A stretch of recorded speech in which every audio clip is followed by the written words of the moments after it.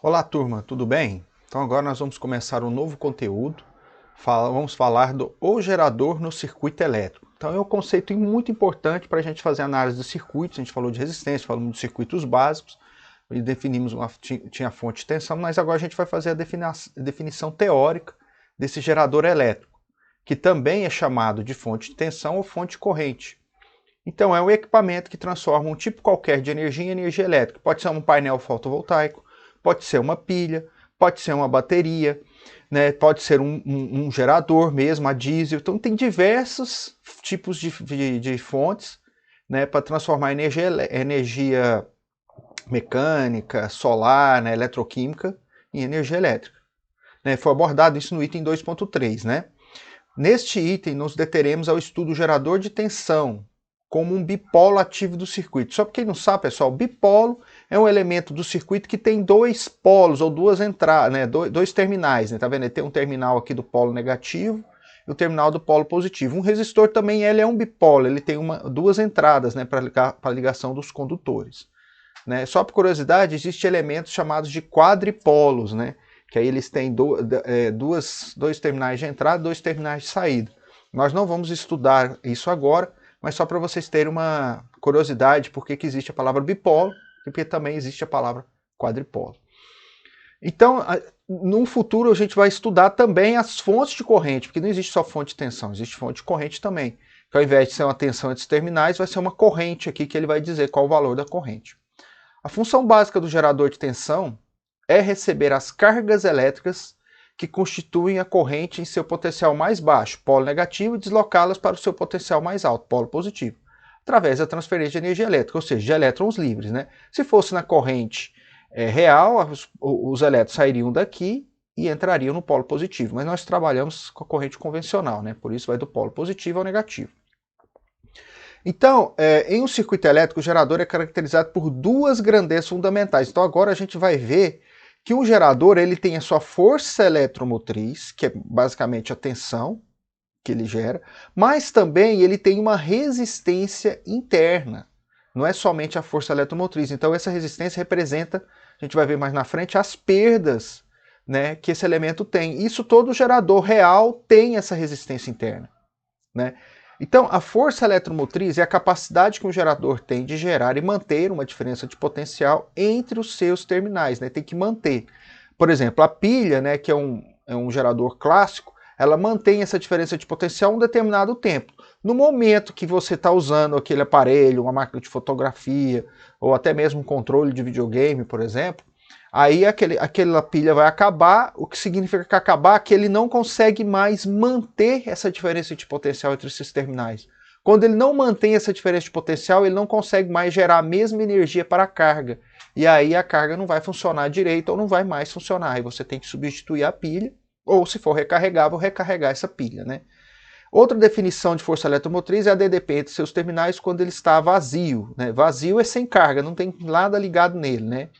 Então a unidade de força eletromotriz do gerador é volt. É uma DTP também, uma diferença de potencial, mas chamar de força eletromotriz porque está associado ao conceito do gerador constituir essa diferença, manter essa diferença de potencial para poder gerar energia elétrica, uma vez ele ligado a um circuito, né, através de condutores e alimentando uma determinada carga. Né? E a resistência interna, a unidade é ohm, né, que é a oposição imposta pelo gerador para que as cargas desloquem do polo negativo até o polo positivo, dentro do polo gerador. Então, é uma determinada perda que ele tem. Né? Então, como é que se representa os geradores em termos de circuito? Ele é uma força eletromotriz e tem uma resistência interna em série com ele, tá vendo? Normalmente esse valor de resistência é muito pequeno, assim como as resistências dos fios, mas existe, ela existe e está lá. Né? A gente vai representar ela dessa forma. Né? Aqui é um exemplo de um gerador com uma chave, né? E aqui uma resistência. Poderia ser, por exemplo, um circuito de um carrinho de controle remoto, tem um interruptor lá para você ligar ou desligar o carrinho, né? Ou, por exemplo, um trenzinho também, que tem a chavezinha dele lá, e aí o gerador dele, que são as pilhas, vai ser interligado e vai fazer o trenzinho funcionar, né? Por exemplo, né? Então, no esquema acima, representamos o gerador em um circuito com uma chave aberta. Quando a chave for fechada, o gerador estará fornecendo energia para a carga e teremos a situação representada aqui, na figura 2.65. Então, fechou a chave, o que vai acontecer? Eu tenho uma diferença de potencial do gerador, que é o V, que constituem duas partes. Uma é a força eletromotriz da fonte e a outra é a queda de tensão na resistência interna, chamada de R vezes I, onde I é a corrente total do circuito, né, que nesse caso, para uma carga só, é a que circula na própria carga, tá vendo? E aqui, VAB é a tensão da carga, né, resistiva aqui, R vezes I. Então nós temos a força eletromotriz, ou é a resistência interna, I é a corrente, R é a resistência da carga, que é o consumidor, o Vzinho é a queda de tensão aqui, o Vzão a tensão nos terminais do gerador, que é a tensão total do gerador, e o VAB é a DDP aplicada na carga, que nesse caso VAB vai ser igual a V. Lembrando, né, pessoal, que uma das técnicas de resolver o circuito é a gente colocar, né, dar nome aqui, né? Tá vendo que esse, como é um curto aqui, B é B e A é A, então são os mesmos nós praticamente, né? Então lembrando desse conceito aí. Então com a chave fechada, I é diferente de zero. E a equação pode ser obtida de várias maneiras, a equação do gerador, né? Então, normalmente a gente encontra a equação e encontra também a curva, né, a reta, né, que faz esse gerador funcionar. Então, como que a gente encontra a equação? Pode ser através de vetores, por exemplo, né? A gente tem vetores de tensão, por exemplo, E da força eletromotriz, o V da tensão total entre os terminais do gerador e RI, que é a tensão do resistor. Ora, se eu quero achar a tensão total, vai ser E, né, menos a queda de tensão imposta pelo resistor, pela resistência interna, né? Então o I, como é que vai ser conceituado a corrente que sai do gerador? É a diferença de potenciais nos terminais do resistor dividido pela resistência do resistor. Essa é a definição do I.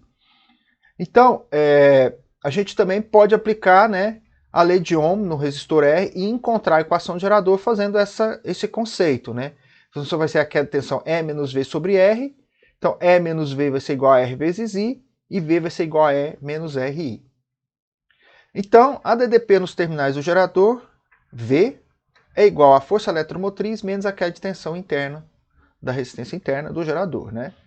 Agora, se a chave estiver aberta, I vai ser zero, não está passando corrente, então RI vai ser zero por causa da corrente. Então V vai ser igual a E, né? A gente tem um ponto aí, por exemplo, para traçar um gráfico.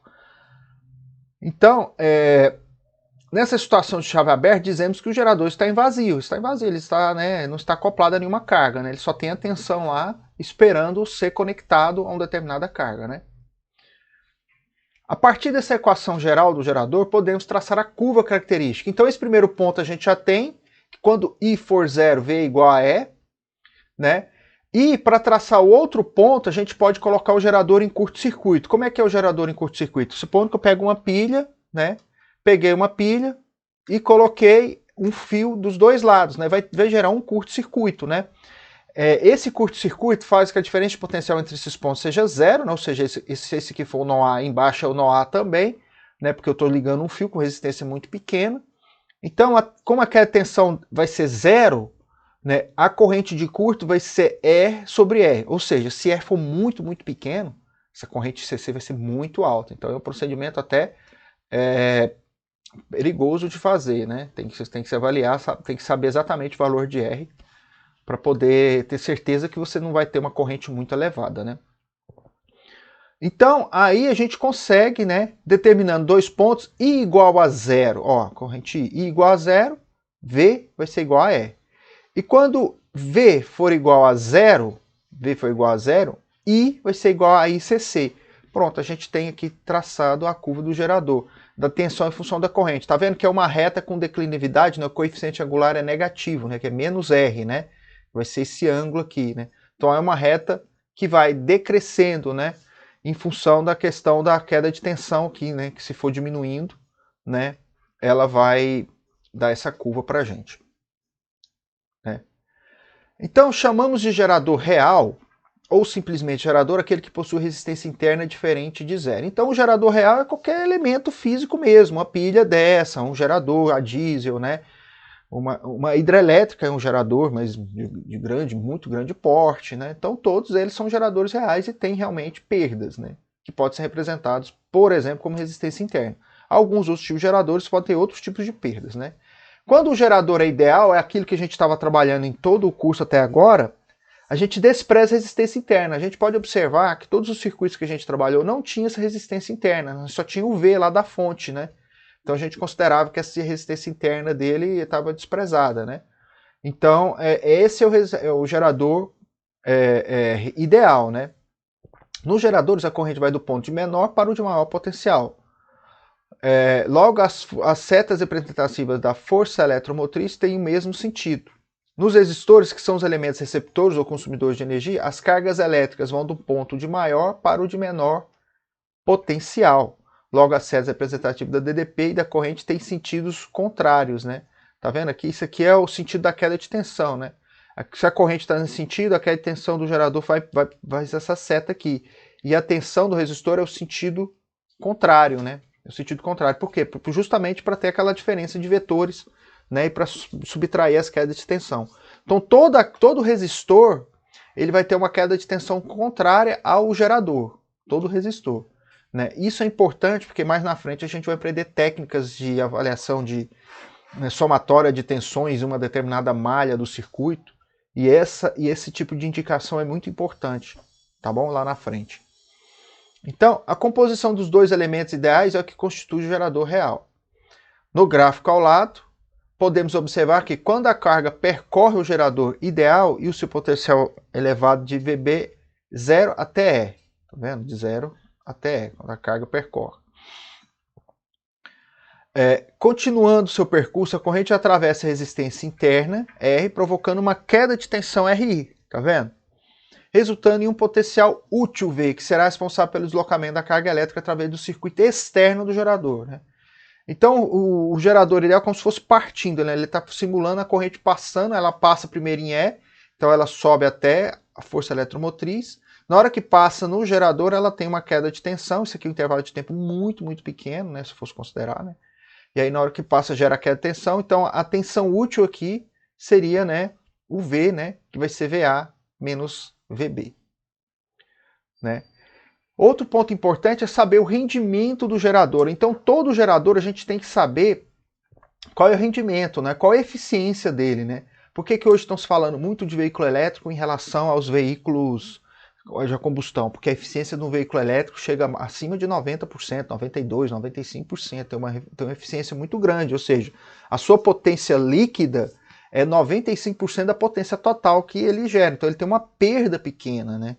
Já os motores a combustão têm perdas elevadas, dependendo do tipo do ciclo, né? Ciclo Otto ou ciclo a diesel, aí tem eficiências bem baixas, abaixo de 60%, 50% ou 40% de eficiência. Né? Então a eficiência é muito menor do que um veículo elétrico, né? É uma das grandes justificativas aí do pessoal tentar utilizar o veículo elétrico, além dele ser, né, mais sustentável, ele tem também é muito mais eficiente, né? Então, o rendimento significa o quê? Relação entre o útil, ou o líquido, né, se fosse pensar em financeiro, sobre o total, o bruto, né? Quando você vai comprar, por exemplo, um biscoito, né, o biscoito custa R$10, né, mas o valor líquido que o comerciante vai receber vai ser em torno de R$7. R$3 são impostos, né? Então, quer dizer, o bruto seria os R$10 que a gente paga, né?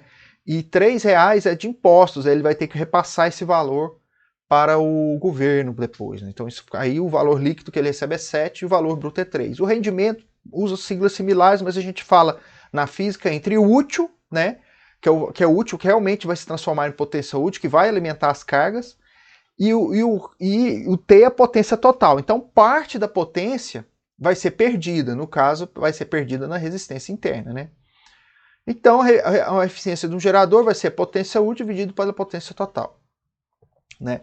Então, aqui é a potência total gerada, potência dissipada e potência útil. É a líquida que vai ser disponível pela carga. E aqui é a potência que vai ser perdida na resistência. Né? Então, E igual a V vezes RI. Se a gente multiplicar tudo por I, para a gente achar a potência, vai ter E vezes I, que é a potência total. Vai ser V vezes I, que é a potência útil, mais RI ao quadrado, que é a potência dissipada no resistor interno. Né? Então aí a gente tem, né, a relação dessas potências Então, parte dessas relações podemos obter outras, dependendo dos dados, podem ser bastante úteis para a determinação do rendimento. Ó, rendimento é igual a potência útil sobre potência total, mas pode ser também a potência útil sobre potência útil mais potência dissipada do resistor. Supondo que eu quero encontrar esse cara, né? O exercício pediu qual é a perda, a potência perdida no resistor. Eu posso desmembrar essa equação do rendimento dessa forma, né? Tem outra também que é N igual a PU sobre PT, ou seja, PU é PT menos PD, tá vendo? PT menos PD, né? Porque PT, PU mais PD, se eu quero substituir PU aqui na fórmula, é só passar o PD para o outro lado, vai ficar PU igual a PT menos PD. Aí eu tenho um rendimento em função da potência dissipada no resistor e da potência total, né? Então eu posso representar o rendimento por uma das três variáveis aqui, sempre de 2 a 2, né? E por fim, o rendimento é PU sobre PT, que vai ser V vezes I sobre E vezes I na equação aqui, né? Ou seja, o rendimento vai ser a queda de tensão V dividido pela força eletromotriz. É outra fórmula importante também, ok?